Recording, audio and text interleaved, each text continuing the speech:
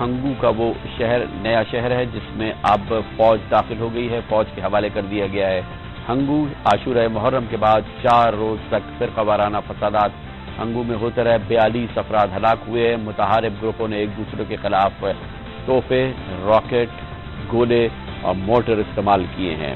اس جنگ کی فضا میں جو کہ ہنگو میں پچھلے 4 دن تک جاری رہی، آج تیزی آئی اور آج متحارب گروپ نے ایک دوسرے کی بزنسز پہ حملے کیے اور 2 مارکیٹس کو آگ لگا دی گئی، جس کے بعد ہنگو شہر کو فوج کے حوالے کر دیا گیا ہے۔ ہنگو میں فرقہ وارانہ فسادات، اس کا بیک گراؤنڈ اور آج کیا ہو رہا ہے، اس کے بارے میں ہم آپ کو پشاور سے دکھاتے ہیں ہمارے خصوصی نمائندے بہروز خان کی ایک رپورٹ۔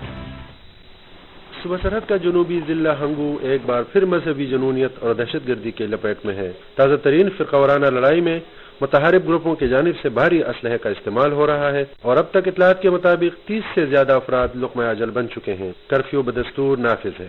1980 کے اوائل تک ہنگو ایک پرامن علاقہ رہا ہے اور مذہبی منافرت نہ ہونے کی برابر تھی، بلکہ محرم کے جلوسوں میں دونوں فرقوں کے لوگ برابر شریک ہوتے رہے ہیں۔ ایک طرف اگر 1978 میں افغان انقلاب اور روسی فوجوں کی افغانستان میں آمد نے لاکھوں افغانوں کو ہجرت کرنے پر مجبور کر دیا، تو دوسری طرف 1979 میں ایران میں مذہبی انقلاب نے بھی آہستہ آہستہ علاقے میں پائے جانے والی مذہبی توازن پر اثر ڈالنا شروع کر دیا اور بالآخر اسی سال پہلا سنی شیعہ جھگڑا ہوا جس میں 8 لوگ مارے گئے۔ تاہم اس جھگڑے کے بعد 1998 تک حالات پرامن رہے، لیکن افغانستان میں اس وقت کی طالبان حکومت نے جشن نوروز پر پابندی عائد کر دی، لہذا طالبان کے حامی قوتوں نے ہنگو میں عرصہ دراز سے منائے جانے والے جشن نوروز کے میلے پر نہ صرف پابندی کا مطالبہ کیا بلکہ میلے پر حملہ آور ہوئے اور اس لڑائی میں دونوں جانب سے 40 سے زیادہ افراد کو موت کے گھاٹ اتار دیا گیا۔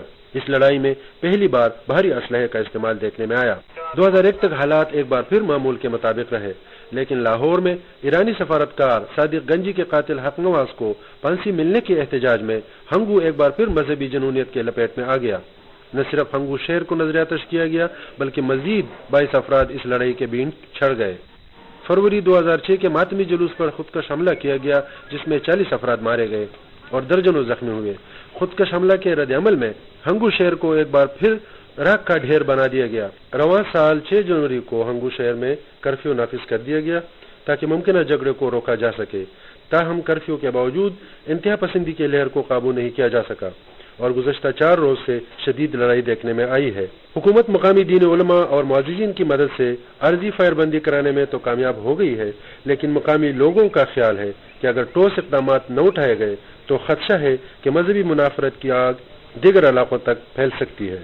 پروگرام آج کامران خان کے ساتھ کے لیے